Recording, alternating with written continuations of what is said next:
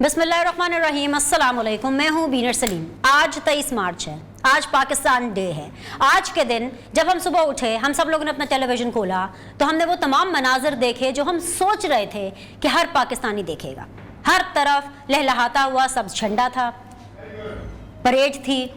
हमने देखा कि तमाम हमारी सियासी अस्करी क़यादत एक ही जगह पर पाकिस्तान डे सेलिब्रेट कर रही थी। बहुत खूबसूरत मना हरारत कम होगा, लेकिन शायद वो कहते हैं ना कि मैं भूल गई थी कि जो कहीं नहीं होता वो पाकिस्तान में होता है। पाकिस्तान में सियासत हर उस दिन होती है जिस दिन हिस्टोरिक मूवमेंट्स होते हैं, बल्कि शायद उन दिनों में सियासत ज़्यादा होती है क्योंकि ऐसे टाइम पर सियासतदानों को बड़े बड़े मजमों से बात करने का मौका मिलता है। ऐसे टाइम पर सियासतदानों की एक्सेस उन लोगों तक होती है जिनसे वो एक्चुअली अपने दिल की बात करना चाहते हैं। आज भी कुछ अपने हक और बातिल की लड़ाई बना दी है क्योंकि सहाफ़ियों के साथ वो बैठे, सहाफ़ी उनसे सवाल कर रहे थे। उसके जवाब में इमरान खान साहब ने अपनी इंटेंशंस बताई, अपना दिल खोल करके सामने रखा कि किस तरीके से वो पीछे हटने के लिए तैयार नहीं है। उन्होंने कैटेगोरिकली कहा कि इस्तीफ़ा कौन देगा ये तो उस दिन ही पता चलेगा। अब हम अच्छे तरीके से जानते हैं कि इस्तीफ़ा देने वाले, इस्तीफ़ा लेने वाले अहलियान पाकिस्तान अच्छे से वाकिफ़ हैं कि वो कौन होते हैं। इस बारे में किससे इस्तीफ़ा लिया जाएगा, कौन इस्तीफ़ा देगा, वो लोग भी बहुत अच्छे से जानते हैं जिसके बारे में इमरान खान साहब ने बात की। लेकिन बात सिर्फ यहाँ तक नहीं होती। हमने देखा कि ऑपोजिशन ने भी ठीक ठाक किस्म की सियासत की। बिलावल जो है वो बहुत ज़्यादा गरजे बरसे, बल्कि उन्होंने अगले पिछले पूरे हिसाब जो थे वो अपने बराबर कर लिए। एनीवेज एक बहुत इंपॉर्टेंट चीज़ जो इमरान खान साहब ने आज कही कि मैं लड़ूंगा, मैं डटा रहूँगा, मैं खड़ा रहूँगा, हुकूमत जाती है तो जाए लेकिन मैं इस्तीफ़ा नहीं दूंगा। बहुत सी ऐसी बातें, बहुत से ऐसे बयानात हुकूमत की तरफ से, बहुत सी ऐसी बातें, बहुत से ऐसे बयानात ऑपोजिशन की तरफ से हमारे सामने आए। और जब मैं ऑपोजिशन की बात करती हूँ, I talk about Peoples Party, I talk about PMLN। अपने पैनलिस्ट आपके सामने रख लेती हूँ, वही बातें हम आज इनसे डिस्कस भी करेंगे। खुरम दस्तगीर साहब होंगे हमारे साथ, PMLN को रिप्रेजेंट कर रहे हैं, ऑपोजिशन बेंचेस से हैं ऑफ कोर्स, और one of the senior members हैं। हमें आफ्ताब जहांगीर साहब ज्वाइन कर रहे हैं रुकन नेशनल असेंबली के गवर्नमेंट बेंचेस से पाकिस्तान तहरीक इंसाफ को। चौधरी मंजूर साहब हमें ज्वाइन कर रहे हैं, सीनियर रहनुमा है पाकिस्तान पीपल्स पार्टी के। तीनों मेहमानों को मैं खुशामदीद कहूँगी, बहुत बहुत शुक्रिया ज्वाइन करने के लिए। आफ्ताब जहांगीर साहब, मैं आपसे आज के दिन का आगाज़ कर लेती हूँ। आज पाकिस्तान डे था, आज यौम यकजहती का ज़बरदस्त तरीके से मुजाहिरा भी किया गया। उसके हमें बहुत ज़बरदस्त किस्म के जो मनाजर हैं वो भी नज़र आए। क्या मर्द क्या ख़वातीन, सब हमें नज़र आया कि सेम पेज पर थे, सब्ज़ रंग के अंदर रंगे हुए थे। लेकिन इसके बावजूद हमने देखा कि आप लोगों ने सहाफ़ियों को बुलाकर धमकियां दी। आपने सहाफ़ियों को बुला करके ये बात की, यानी इमरान खान साहब ने ये बताया कि वो इस्तीफ़ा नहीं देंगे, वो देखेंगे कि कौन इस्तीफ़ा देता है। हुकूमत जाती है तो जाए, अगर मेरी हुकूमत गई, अगर मुझे निकाला गया तो मैं इनको बता दूंगा कि क्या होता है। I mean, आज के दिन भी क्यों इतना क्या पैनिक है, इतनी क्या बेसब्री है कि सब कुछ आज ही होना था। जी आफ्ताब भाई। शुक्रिया बिनिश कि आपने अपने प्रोग्राम में मुझे मौका दिया। बहुत शुक्रिया बिनिश कि आपने मुझे अपने प्रोग्राम में मौका दिया, और ये मेरे लिए बड़ी एजाज़ की बात है कि आज मैं बहुत सीनियर दो दोस्तों के साथ बैठा हूँ, मंजूर भाई के साथ और खुरम दस्तगीर को, दोनों को मेरा सलाम। लेकिन देखिए बात ये है कि आज वैसे 23 मार्च की, पहले तो कौम को मुबारकबाद 23 मार्च की, आज कौम को मुबारकबाद 23 मार्च की। और उसके बाद ये कि मैं आज उस परेड के अंदर भी शरीक था और मैंने वहाँ जो लोगों का जोश व खरोश देखा, जो लोगों का वलवला देखा, जो पाकिस्तान से मोहब्बत देखी, वो मेरे लिए एक नया तजर्बा था। ये पहली दफ़ा मुझे मौका मिला वो परेड देखने का। लेकिन बहरहाल अच्छा, आज जब जो सवाल आपने किया वो ये था कि आज इमरान खान साहब को क्यों ज़रूरत पेश आई। देखिए इसलिए ज़रूरत पेश आई कि आज एक अहम दिन था, और ये जो कुछ दिन अब चल रहे हैं आज, क्योंकि OIC की मीटिंग्स भी तकरीबन ख़त्म हो गई होगी, क्योंकि 2 दिन की मीटिंग थी, वो कॉन्फ्रेंस थी, वो ख़त्म हो गई आज। उसके बाद से अब ये सियासी जो महाज़ाराई है वो भी अपने अख्तिताम की तरफ जा रही है। तो इस मौके पर अगर कोई साहब जो सहाफ़ी हजरात कुछ मिलना चाहते थे खान साहब से, प्राइम मिनिस्टर साहब से, और आप यकीनन जो आप लोग सवालात करते हैं विनिश, वो सवाल इतने आसान नहीं होते, क्योंकि आप जो सहाफ़ी हजरात हैं वो सवाल भी इसी तरह के करते हैं कि फिर जवाब भी उसी तरह का तगड़ा मिलना चाहिए, क्योंकि सवाल बड़ा तगड़ा होता है ना।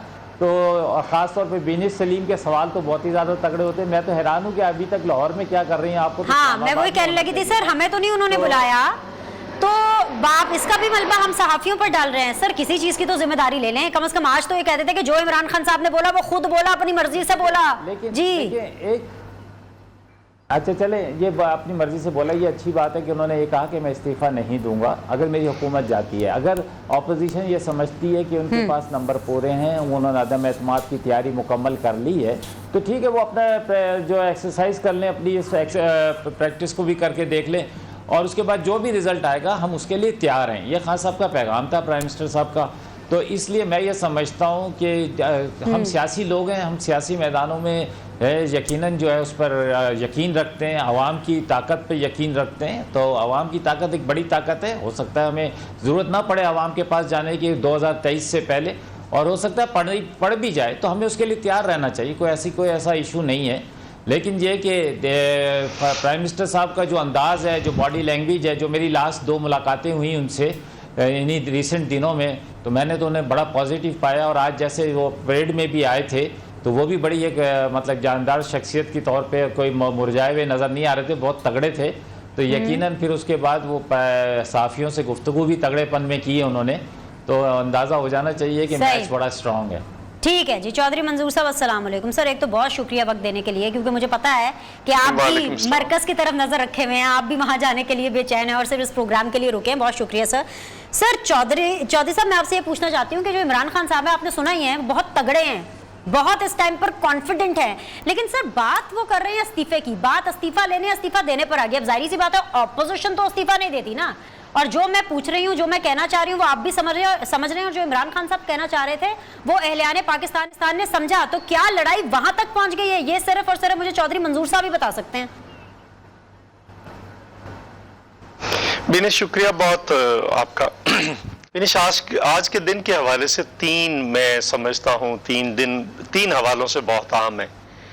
एक तो 23 मार्च करारदाद पाकिस्तान जो मंटो पार्क में उस वक़्त, जो इस वक्त आजकल मीनार पाकिस्तान है, उस हवाले से मशहूर है। मौलवी फजलुल हक साहब ने शेर बंगाल जिसको कहते थे, जिनको बाद में हमने गद्दार करार दिया, उन्होंने पेश की थी।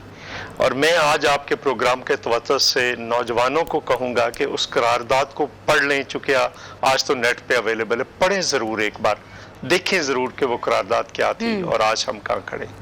दूसरा हवाला है आज बेगम नुसरत भुट्टो साहिबा की, जिनको हम मादर जमहूरियत कहते हैं, उनकी आज यौम पैदाइश है। बेगम नुसरत भुट्टो उन लोगों में से है जो एक वज़ीर आज़म की बहू, एक वज़ीर आज़म की बीवी, एक वज़ीर आज़म की माँ और एक सदर पाकिस्तान की सास। ये खुशकिस्मतियाँ हैं। बदकिस्मतियाँ देखें तो एक पहले खामद को कत्ल किया गया, फिर एक बेटे को, फिर दूसरे बेटे को, फिर बेटी को शहीद किया गया, लेकिन वो डटी रही, लड़ती रही हैं। अयूब खान के खिलाफ भी असल लड़ाई उन्होंने लड़ी थी, और ज़िया-उल-हक के खिलाफ भी एक्चुअल लड़ाई उनकी थी, बेगम नुसरत भुट्टो साहब के। तीसरा आज के दिन के हवाले से, बहुत अहम है। आज भगत सिंह, राजगुरु और सुखदेव को अंग्रेज साम्राज्य के खिलाफ जिदोजहद करने पे लाहौर के जेल में फांसी दी गई थी। ये दिन इस हवाले से भी बड़ा अहम है। लेकिन आज के दिन के हवाले से जो आपने कहा वो भी बड़ा अहम हो गया।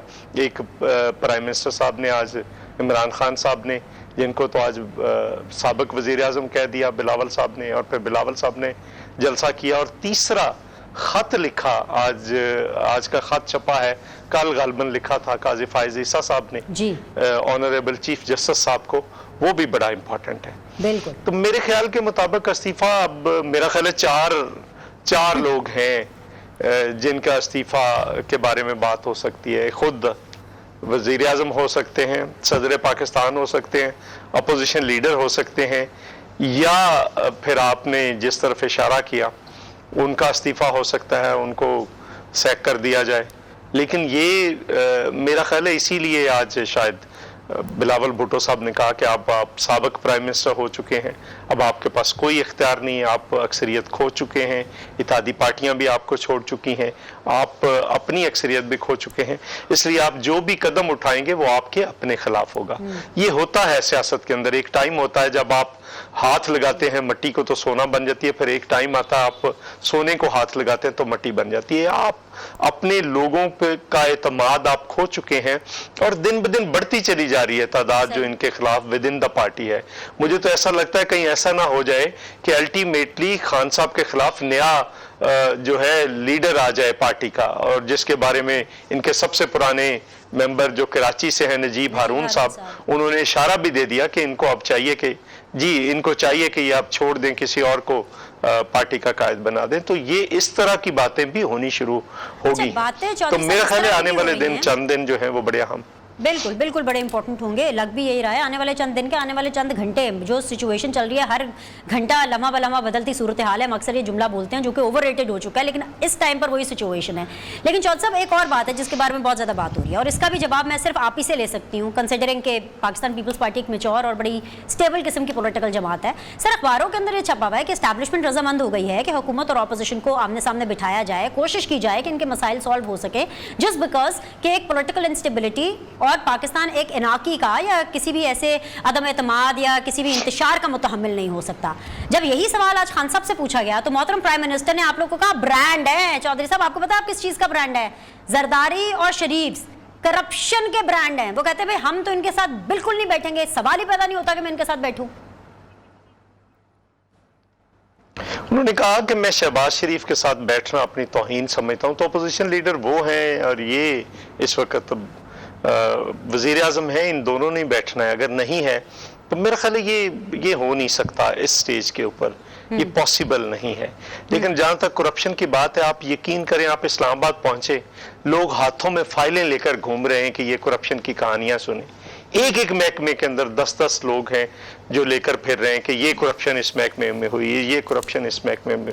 एक लंबी लिस्ट है जिसको शायद आज के प्रोग्राम में बयान करना मुश्किल हो, लेकिन अगर आप आटा स्कैंडल, चीनी स्कैंडल, पेट्रोल का स्कैंडल, LNG स्कैंडल, ये जो अली जैदी की वजारत है उसके अंदर जो स्कैंडल्स हैं, जो मुराद सईद का है, इधर NHA के अलहदा हैं, उधर पोस्ट ऑफिस का अलहदा है, अब नेम एनी मिनिस्ट्री, तो वहां पे क्या गुमसान का रन पड़ा हुआ है। तो यहाँ पे एक जो है, लोग इस वक्त वो वक्त का इंतजार करते हैं ना, लोगों ने रखी होती है चीजें, वो निकल पड़े साहब के साथ भी हमारा कनेक्शन बन जाए और हम खुरम साहब को भी ले सके। लेकिन मीनवाइल आफ्ताब भाई मुझे इस चीज का जरूर जवाब दीजिए। दो छोटे छोटे सवाल आपके सामने। भाई अदम एतमाद जो है वो एक आईनी तरीका है, एक आईनी ऑप्शन है जिसका राइट है ऑपोजिशन के पास, उन्होंने वो इस्तेमाल किया। लेकिन fortunately unfortunately I would say that कि हुकूमत इसको अपनी हक और बातिल की जंग समझ रही है। हुकूमत से भी कहीं ज्यादा इमरान खान साहब, मतलब इमरान खान साहब मुल्क को तसादुम की तरफ लेकर के जा रहे हैं। वो कह रहे हैं मुझे हटाया गया तो मुल्क में तूफान आ जाएगा, और फिर साथ दूसरी तरफ ये भी कह देते हैं कि ऐसा कुछ नहीं होएगा। वो इसलिए क्योंकि बिल्कुल वोटिंग अदम एतमाद से बिल्कुल पहले मैं एक सरप्राइज दूंगा। सर सरप्राइज बता दीजिए क्या है, या फिर इसका जवाब दे दीजिए कि आप सिर्फ और सिर्फ अपनी सियासत के लिए मुल्क को तसादुम की तरफ लेकर जाएंगे। दोनों सूरतों में अपना जवाब दें। अच्छा बिनीश, देखें जहाँ तक अदम एतमाद है ये बिल्कुल जमहूरी हक है हर एक का कि वो अपोजिशन का ख़ास तौर पे कि वो उसका इस्तेमाल करे। लेकिन तरीक़ेकार क्या है? हमारा इख्तलाफ जो है, मैं जो समझता हूँ उसका हमारा इख्तलाफ, मेरा इख्तलाफ ये है कि मैं ये समझता हूँ कि आप जिस चीज़ को आप कहते थे जब आप असेंबली के अंदर आते हैं और कोई ऐसा शख्स खड़ा होता था कि जिसने 2013 के अंदर पीपल्स पार्टी के टिकट पर इलेक्शन लड़ा हो या नून लीग का उम्मीदवार रहा हो है, तो आप फ़ौरन नारे लगाते थे लोटे लोटे लोटे, समझे ना। हम उस चीज़ के मैं इस चीज़ का मुखालिफ हूँ। मैं इस चीज़ का मुखालिफ नहीं हूँ कि काफ लीग क्या कहती है, क्या फ़ैसला करती है, MQM क्या फ़ैसला करती है, बाप क्या फ़ैसला करती है, ये वो अलग पार्टी हैं, इंडिविजुअल पार्टीज़ हैं, उनका अपना एक सोचने का अंदाज़ है, सारा कुछ है।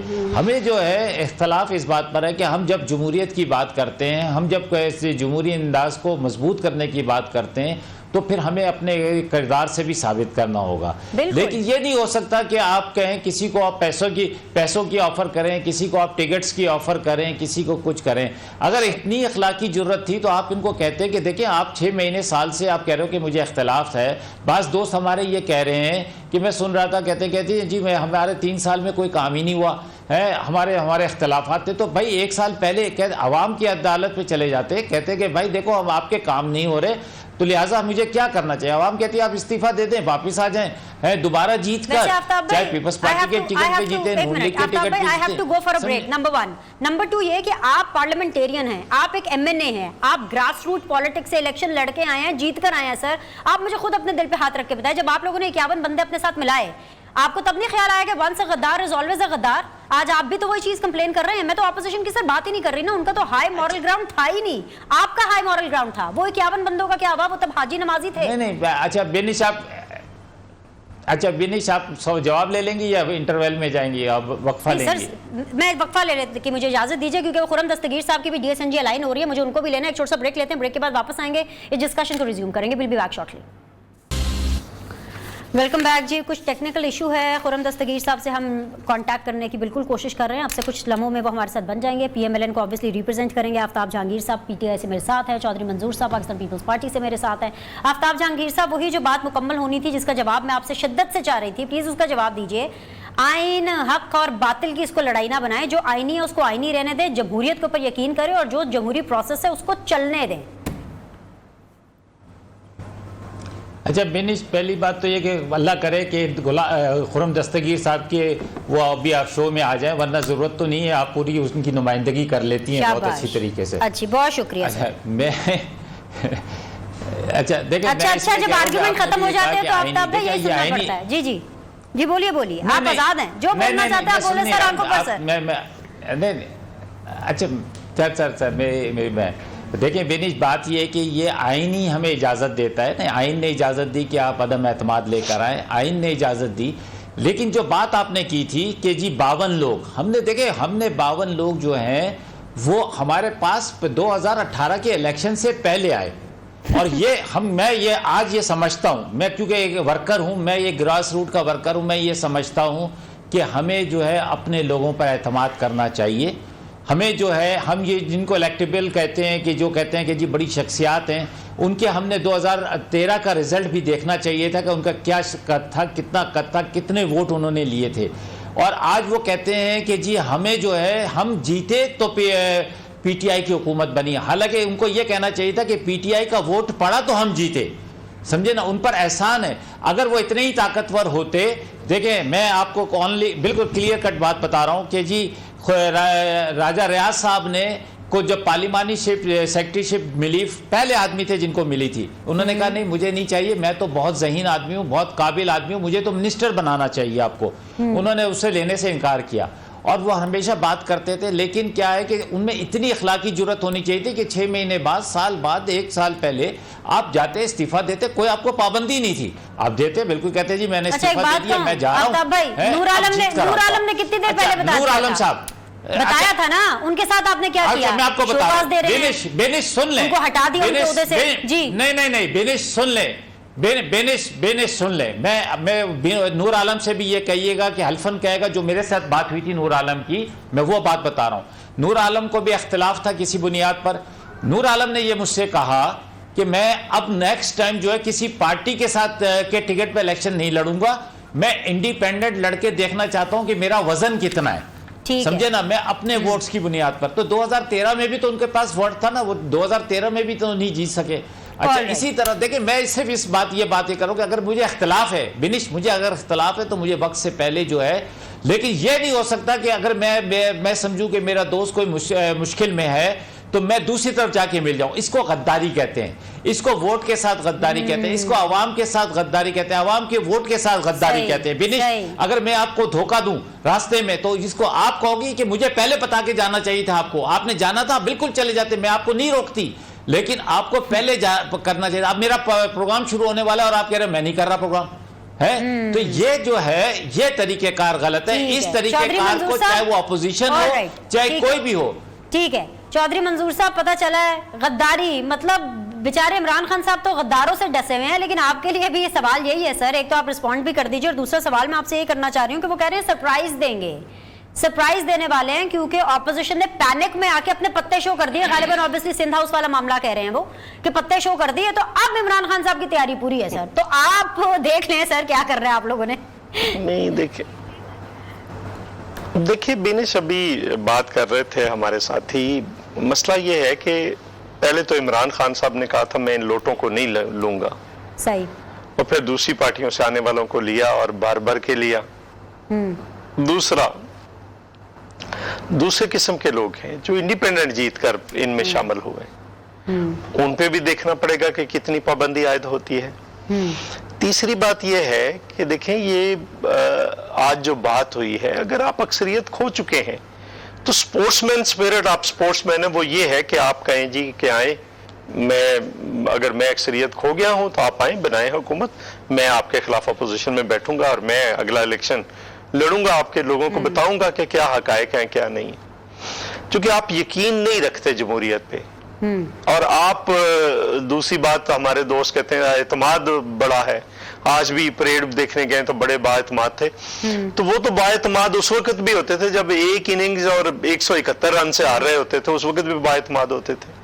मसला ये है कि आप इस सिस्टम को डीरेल करने की बातें कर रहे हैं जी। आप ये कहते हैं कि मैं नहीं तो फिर कोई भी नहीं, आप पिच खोदने की बात कर रहे हैं, आप कोई मैच हार जीत की बात नहीं कर रहे। तो सो ये इशू है, जब भी कोई अगर कोई मैच आप क्रिकेटर है तो कोई उसके रूल्स एंड रेगुलेशंस है ना जी। आप स्पीकर को कौन से रूल्स के तहत अजलास 25 को बताया, आप उसके रूल्स हैं, आप वायलेट कर दिए, आपने सारा कुछ अनकॉन्स्टिट्यूशनल चीजें कर रहे हैं, और फिर आप कहते हैं कि मैं बैठा हूं इधर, मैं देखूंगा। अब आपने 3.5 साल 4 साल तो होने वाले, आपने देख लिया जिसको देखना था, अब तो आप लोगों की बारी है, उसकी तैयारी कीजिए। और उसके लिए वो समझ रहे हैं कि शायद उन्हें पता है कि अगर नून लीग आती है, शायद पीपल्स पार्टी आए, तो हम शायद हम तो कर लेते हैं, जरदारी साहब कर लेते हैं, हौसला कर लेते हैं, सब्र कर लेते हैं, गुजारा भी कर लेते हैं। नून लीग शायद ना कर सके। जो उनके साथ हुआ है, जो उनकी औरतों के साथ हुआ है, जिस तरह से फरियाल तालपुर से लेकर जो खवातीन के साथ जो किया गया, वो भी हमारी हिस्ट्री। बिल्कुल। ब्रेक लेने की इजाजत दीजिए, ब्रेक लेते हैं, ब्रेक के बाद वापस आएंगे तो उम्मीद करते हैं कि खुर्रम साहब हमारे साथ बने होंगे। Will be back shortly. Break के बाद जी आप लोग को खुशामदीद कहते हैं। मुझे, आफ्ताब जहांगीर साहब को, चौधरी मंजूर साहब को, जिस शख्सियत का इंतजार था, the most wanted man of the hour, Khurram Dastgir साहब हमारे साथ बन चुके हैं। So I am sure Chaudhry Manzoor साहब, आपको आपकी बाकी जो अपोजिशन है पार्टी, उसका मौक़िफ़ सुनने के लिए मजा आएगा। देखते हैं, क्योंकि चौधरी साहब यहाँ पे ना इनकी भी एक अपडेट हुई है, खुर्रम दस्तगीर साहब, और अपडेट हुई है कि ऐलान जंग इमरान खान साहब ने किया, खुर्रम साहब, और आप लोगों ने अपने लॉन्ग मार्च की तारीख बदल दी। मतलब 11th आवर पे आप लोगों ने अपने लॉन्ग मार्च डिले कर दिया। यहां पर तो लोगों ने बोरिया बिस्तरा बांध दिया था कि भाई बस जी कल तो रवाना हो जाना इस्लामाबाद की तरफ गामजन, अब पता चल रहा है 26 को जा रहे हैं। What's the reason? जी बस ये हालात को देखकर फैसला किया गया है कि जो इस्लामाबाद में हमारा जलसा है वो 28 को अब होगा, जो कि वोट ऑफ नो कॉन्फिडेंस के करीब तर है। वो उसी टैक्टिक के तौर पे उसके लिए इस्तेमाल किया गया है। 26 तारीख को इंशाल्लाह मेरे शहर गुजरांवाला पहुंचेगा और हम भरपूर इस्तकबाल करेंगे उसका। लेकिन सर 11th आवर पे इस तरह की चेंज, मतलब आपकी लड़ाई इतनी बड़ी हो, वोट को इज्जत दो का नारा हो, निज़ाम को आपने, इस निज़ाम को यानी कि सिलेक्टेड अपेरेंटली जो आपके हैं इमरान खान साहब, उनको आपने घर भेजना हो, और इतने 11th आवर पर आप ये फैसला करेंगे तो बुरा ना मानिएगा खुर्रम साहब, हमें तो ये कहना पड़ेगा कि आपसे बेहतर तो चौधरी साहब की पार्टी निकली, जो कहां से चले, कराची से चले, और बहुत खुश असलूबी से अमन व अमान के तरीके के साथ फुल हुकूमत को प्रेशराइज करते हुए इस्लामाबाद तक पहुंच गए, और आपसे लाहौर से निकला नहीं जा रहा। नहीं, ये तो बड़ा बुनियादी फर्क है हुक्मरान पार्टी में और अपोजिशन पार्टियों में, कि हम तो हुक्मरान पार्टियों की तरह कभी भी किसी भी अपोजिशन की जमात ने इस्लामाबाद पुलिस को ज़दोकोब नहीं किया। हमने कोई बुलडोज़र लेके पार्लियामेंट के जंगले नहीं गिराए, हमने डंडे लेकर पाकिस्तान टेलीविज़न पर कब्जा नहीं किया, हमने कोई अफसरों को कभी कोई धमकियां नहीं दी, हम कभी पुलिस से ज़बरदस्ती लोगों को जो है छुड़ा कर नहीं लाए। हमने तो हमेशा पुरअमन मार्चेस किए हैं, पीपल्स पार्टी ने किए। इंशाल्लाह हमारा भी जो अब 26 तारीख से शुरू होगा वो पुरअमन होगा, और यही एक मखमसा भी है कि हमें एक ऐसी हुकूमत के खिलाफ हम आईनी तरीके से उसको घर भेजना चाहते हैं जो अवाम के मैंडेट पर इंतहाई गैर आईनी डाका डालकर आई थी।